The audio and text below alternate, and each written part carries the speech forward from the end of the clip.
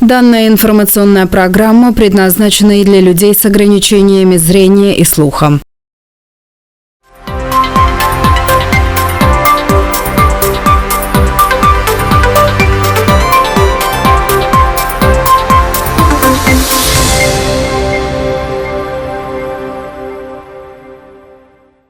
Здравствуйте! В эфире новости на канале АТВ, в студии Елена Янак. Основные новости на сегодня. В Гагаузии отметили 35-летие окончания военных действий в Афганистане. В Гагаузии почтили память ученому гагаузоведу Марии Маруневич. В Кишиневе прошла международная выставка по туризму в Молдэкспо. В районе Туканяска пройдут работы по обустройству парковой зоны. В Молдове объявлена программа поддержки молодых предпринимателей.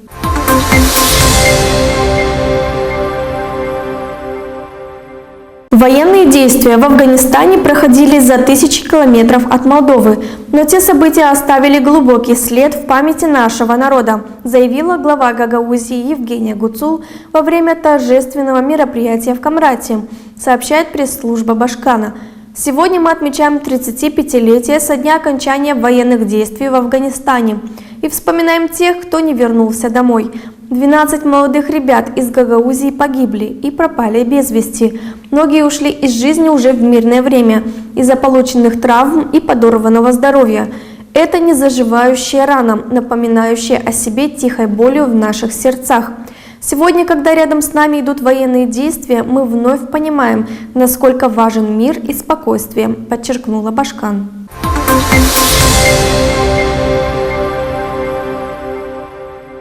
Ежегодно 15 февраля научно-исследовательский центр Гагаузии чтит память выдающейся личности в истории гагаузского народа Марии Васильевны Маруневич.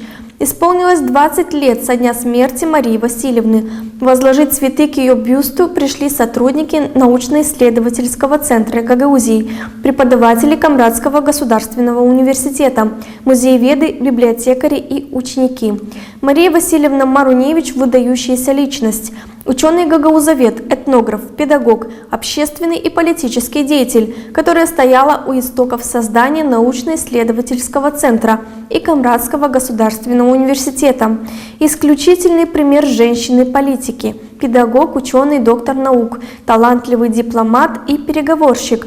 Эти слова раскрывают многогранную личность Марии Васильевны Маруневич, находившейся у истоков образования Гагаузии и дальнейшего формирования ключевых институтов в автономии, сообщается на странице Башкана Гагаузии. 29 лет своей научной деятельности Мария Васильевна посвятила работе в Академии наук Молдовы. За многие годы ею было опубликовано более 30 научных трудов, включая 3 монографии. Мария Васильевна организовала общественное движение «Женщины Гагаузии» и стояла у истоков создания гагаузского телевидения.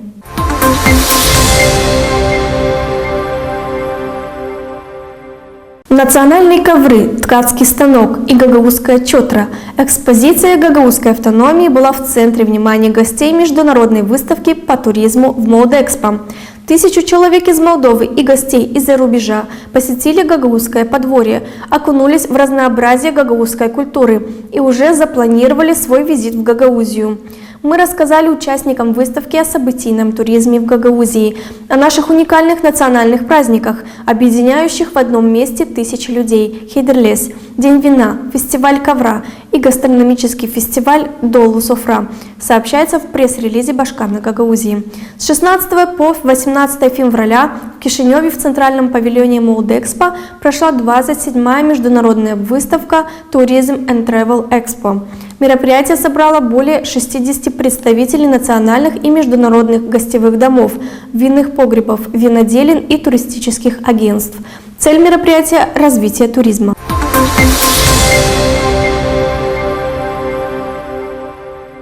В районе Туканяска пройдут работы в рамках проекта обустройства парковой зоны. и улучшение инфраструктуры подъездной дороги и пешеходного тротуара.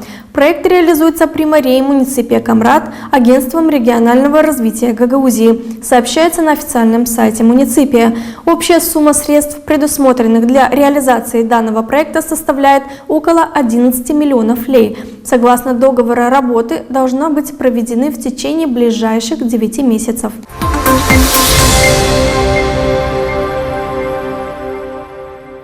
Независимый аналитический центр «Эксперт Групп» при поддержке посольства Нидерландов в Кишиневе объявляет о запуске программы поддержки молодых предпринимателей из Республики Молдова «Бизнес-инкубатор Тулип». На первом этапе программы будут отобраны 15 молодых людей, которые пройдут бесплатное практическое обучение и наставничество в областях финансовый менеджмент, маркетинг и электронная коммерция и другие. Будут выбраны 5 победителей и роздан грант в размере 3000 евро. Критерии выбора следующие. Молодой человек до 35 лет, предприниматель или будущий предприниматель с намерениями создать компанию в ближайшем будущем. Реальная бизнес-идея, мотивация учиться и развивать свой бизнес.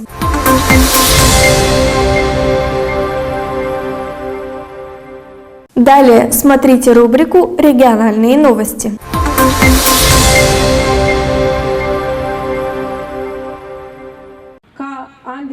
Ziua comemorării eroilor căzuți în războiul din Afganistan este marcată an de an la data de 15 februarie, cu prilejul marcării a 35 de ani de la retragerea trupelor militare de pe pământul străin. La Droche a fost demarat un marș solemn de comemorare a celor 7 ostași din raion căzuți în acest război. La eveniment au participat veterani ai războiului, conducerea raionului, orașului, reprezentanți ai instituțiilor publice, cetățeni de rând, adresând omagii de recunoștință și onoare tuturor veteranilor participanți la războiul din Afganistan. 3 preoți de la soborul Catedrala Adormirii Maicei Domnului au oficiat o slujbă divină în memoria celor căzuți. Cât trăim pe acest pământ, mai avem un lucru sfânt, o câmpie, un sat natal, o clopotniță pe deal. Cât avem o țară sfântă și un ai care mai cântă, cât părinții vine sunt, mai există ceva sfânt. Cât durea nevoie izvoare, ori un cântec ce dispare, cât există ceva sfânt, vom trăi pe acest pământ. Există ceva sfânt, vom trăi pe acest pământ. Cât pădurile ne dor, mai avem un viitor. Cât trecutul ține minte, mai există lucruri sfinte.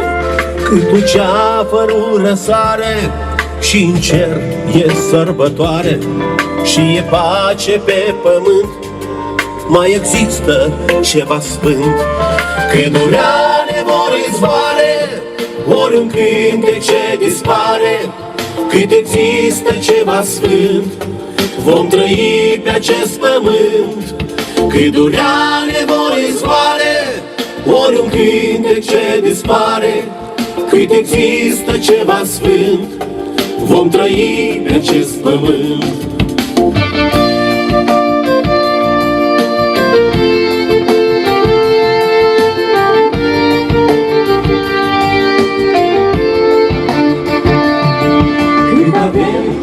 Departe și un grai ce n-are moarte, cât ai cui zice părinte, mai există lucruri sfinte.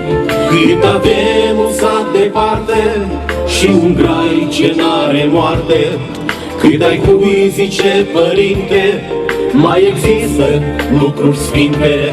Cât durea nevoie izvoare, ori un cântec ce dispare, cât există ceva sfânt, vom trăi pe acest pământ.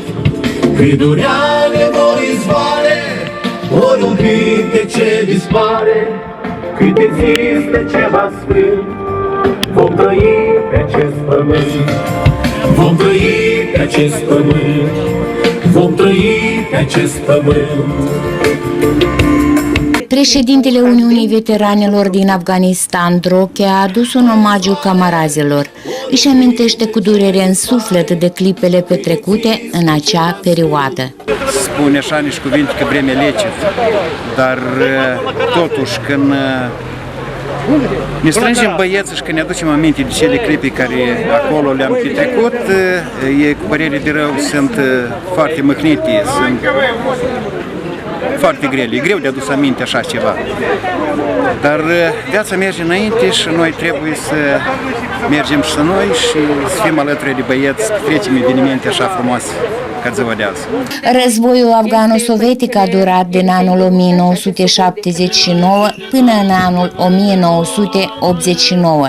Din raionul Drochea, la acest conflict armat au participat 260 de ostași moldoveni. 7 militari au căzut pe câmpul de luptă.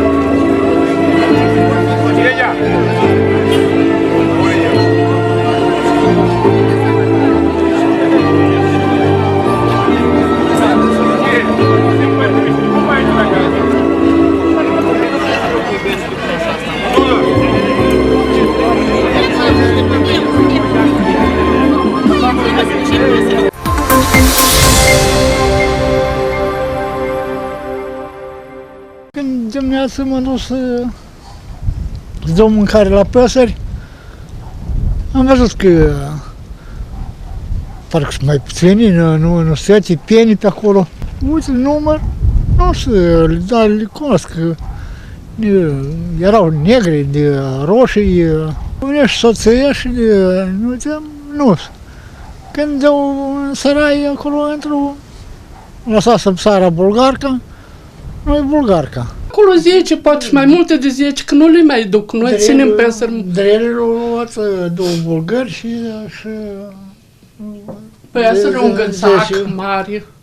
Ioan Leah din satul Taraclie, raionul Căușeni, povestește că în dimineața zilei de 11 februarie, când a mers să-și hrănească păsările, a observat că din cele 30 de găini pe care le-a închis seara, jumătate lipseau. Când a privit mai atent, a observat mai multe urme și indicii care dădeau de bănuit. Ia ca pe aici au intrat. S-a întins fiecare, sunt găiete astea, s-a întins și au deschis. Și ei s-au intrat.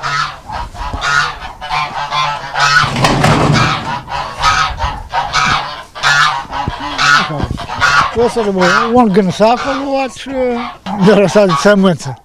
Familia susține că nu a apelat inițial la poliție, crezând că vor identifica singuri făptașii. Dar noi suntem așa niște oameni, cum să vă spun. Eu în zile nu pot să mă duc nicăiuri, că eu și după operație și îs la evidență cu tensiune, cu iată. După asta ne-a întâmplat și mâna. Așa, de la nervi, de la...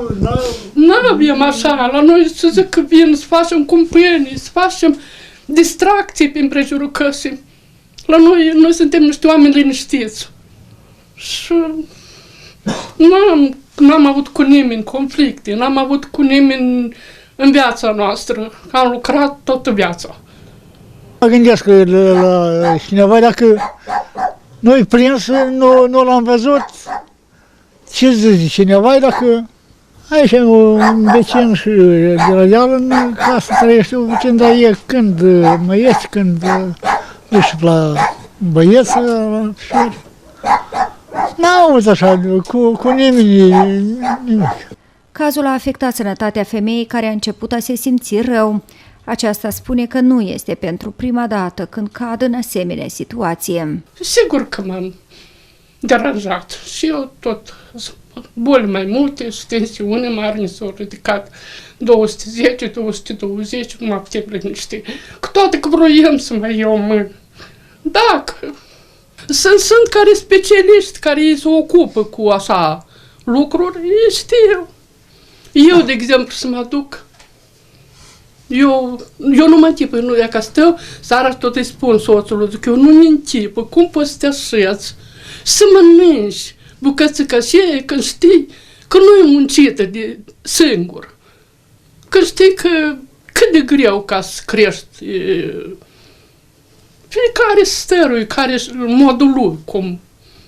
Polițistul din satul Taraclia s-a autosesizat pe acest caz și a demarat o anchetă.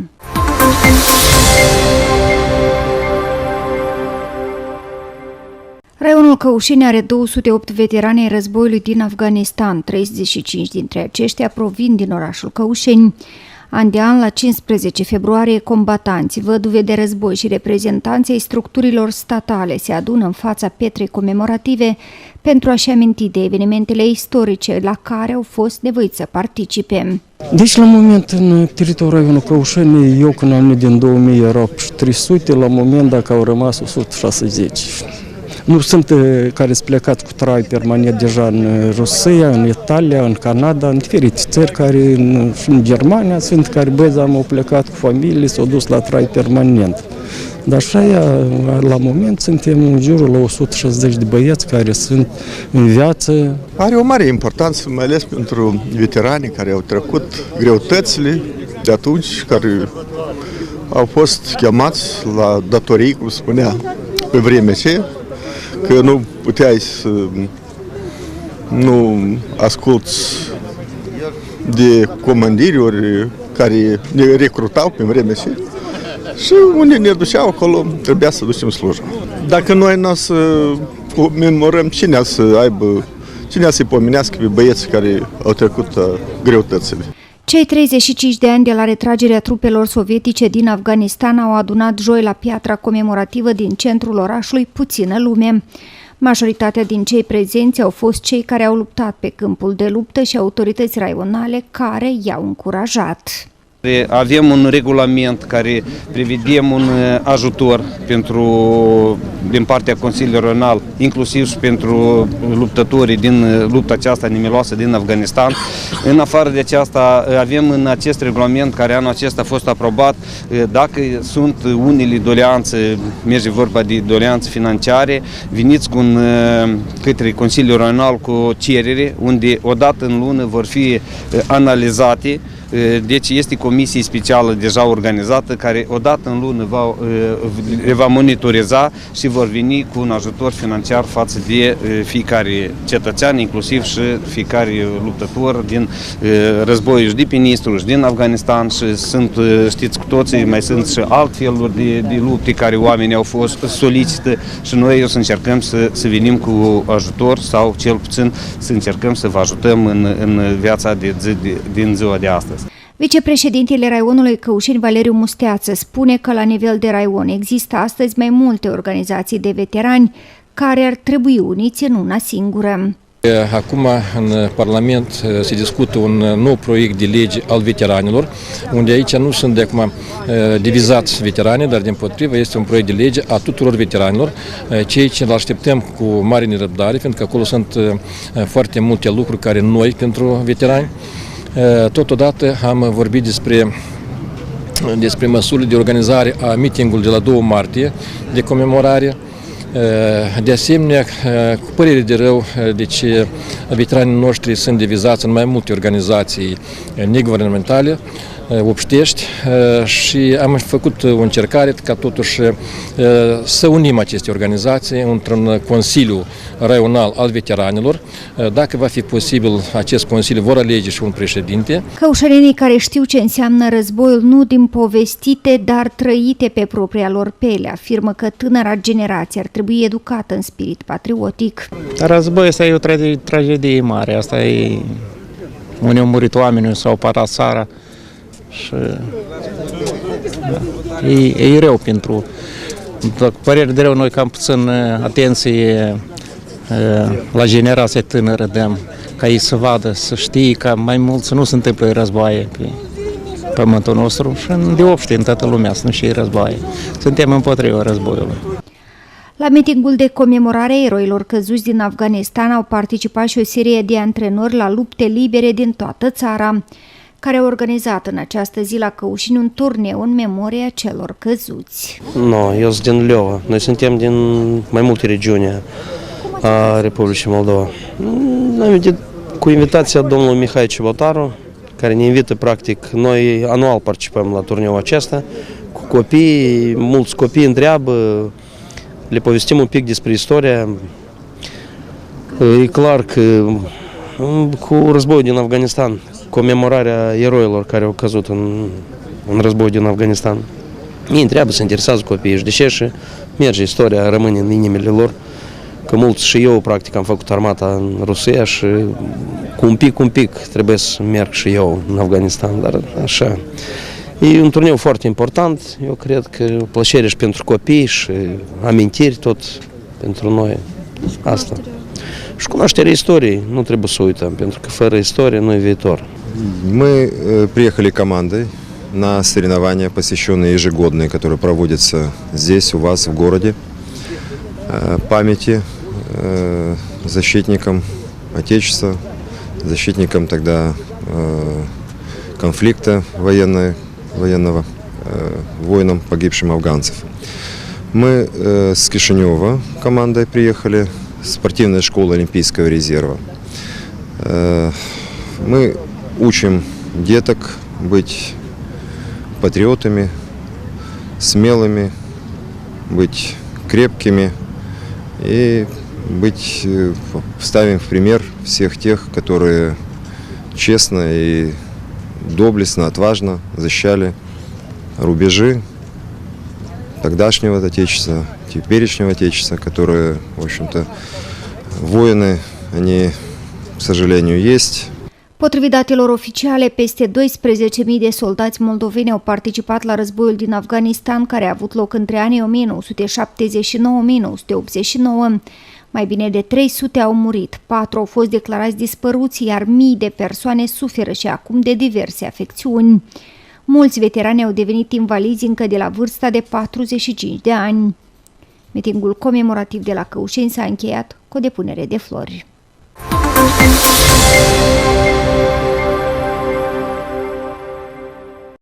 Еще 5 лет назад известный предприниматель и экс-депутат Верховного Совета Приднестровья Владимир Пасютин делился планами по использованию здания речного вокзала в Бендерах. Планировалось строительство детского развлекательного центра. Все конструкции проверяли специалистами, которые отмечали их удовлетворительное состояние. Велась работа над проектом и велись поиски инвесторов. Что касается речного вокзала, так у меня большие планы по его восстановлению и превращению в детский развлекательный центр. Планы были одни, а на деле вышло все иначе. Накануне Владимир Пасютин встретился с общественниками и рассказал о том, как и почему в последние годы изменилась ситуация и о решениях суда первой инстанции и Верховного суда по зданию речного вокзала. По словам предпринимателя, на эту встречу также приглашались журналисты и представители госорганов, но они так и не пришли. Мы надеялись, что мы подадим кассационную жалобу, а она рассматривается в Тирасполе. И я был уверен, что они отменят это решение суда и отправят на новое рассмотрение. Однако этого не произошло. И та следующая инстанция, то есть Верховный суд, сказал, да, все отлично. Так я не согласен, что это. В 2023 году летом приняли изменения в законодательство. В августе был выход комиссии. В сентябре предупреждение, в феврале повтор. Периода не было на исправление чего, не дали время. Дали 5 месяцев. Причем 3 из них было зимних месяцев. Я спрашивал Владимира Евгеньевича, а проект, бизнес-план какой-то обустройства речного порта? Представили в госадминистрацию, но его госадминистрация не утвердила. Мы же начали проект реконструкции еще задолго, еще во время до пандемии. Во время пандемии, значит, вы помните, когда все работали удаленно, не выходили и так далее. Потом, значит, они все тянули с этим проектом. Потом, значит, руководитель МУПа градостроительства города Бендеры умирает. Вот. Вместо него очень долгое время не назначали руководителя, потом назначили руководителя. А она тянула несколько месяцев, потом пишет нам письмо, у нас нет специалистов, выполнить работу мы не можем. То есть просто было упущено время больше года. И ввиду чего Владимир Евгеньевич вынужден был обратиться не к МУП, государственному подразделению, а к частному, имеющей лицензию. Организация, имеющая лицензию, которая выполнила, пристали в госадминистрацию, они не утвердили. Владимир Пасютин рассказал о том, что обращался в Минюст для проведения ими строительной экспертизы здания. На встрече он ознакомил с выводами этой проверки. Министерство юстиции сделало эту экспертизу строительную. Экспертиза сообщила нам, что здание речного вокзала в городе Бендеры на момент экспертизы не имеет повреждений и дефектов несущих конструкций, в результате которых была бы возможна потеря жесткости и устойчивости объемных несущих конструкций здания. То есть экспертиза говорит, что здание не ветхое, не аварийное, что оно нормальное. А суд почему-то не обратил внимания. Потом следующий пункт. В нормативно-технических актах отсутствует понятие термина «ветхость здания». По шестому вопросу, здание речного зала не имеет категории технического состояния, аварийного состояния. На встрече коснулись и другого объекта, который со временем был восстановлен предпринимателем. Созданием речного вокзала оказалось сложнее, но все эти годы он выполнял обязательства и содержал это здание. Мы восстановили и сдали в аренду некоторым арендаторам которые и по сей день там работают и очень плодотворно. Платят налоги, рабочие места, там все такое, и продают нужные населению товары. Вот. Но это здание было в центре города, и поэтому с ним было легче.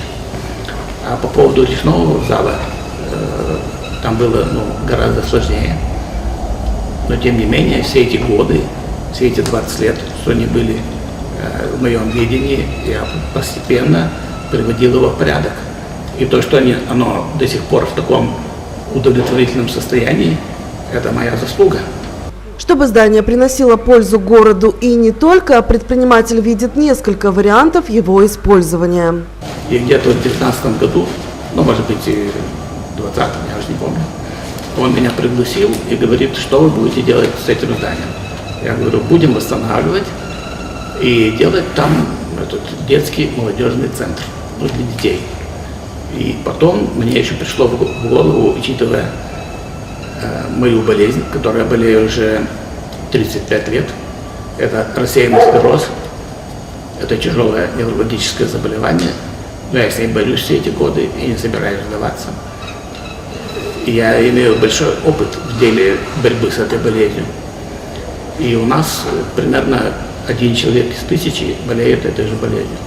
И вот для этого я хотел бы сделать здесь центр по лечению рассеянного склероза. На момент встречи, по словам юриста, Владимир Пасютин еще не получил последнее решение суда. У Владимира Евгеньевича по данному делу ввела адвокат первой инстанции Светлана Александровна. Она после того, как было вынесено судом первой инстанции, Бендерским городским судом, решение о продаже данного здания с публичных торгов, Владимир Евгеньевич не согласился с этим решением, обратился к другому адвокату, Сергей, он составил кассационную жалобу, обратился с ней в Верховный суд. Верховный суд, какая была мотивировка, также не удовлетворил кассационную жалобу и оставил в силе решение суда первой инстанции. Какая была мотивировка, то есть что указано в кассационном определении Верховного суда, мы еще не знаем, потому что не прошло еще 2 недели, пока дело вернется в Бендерский суд, чтобы можно было с ним ознакомиться. Представители общественности города интересовались деталями дела и предложили предпринимателю вынести проект по реконструкции здания речного вокзала на общественное обсуждение. Владимир Пасютин выразил готовность выслушать все предложения и идеи бендерчан, так как он не согласен с решением суда и считает, что может принести пользу городу.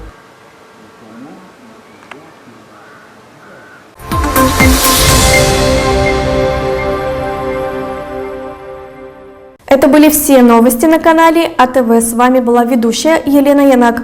Оставайтесь с нами, подписывайтесь на наши социальные сети. До скорых встреч!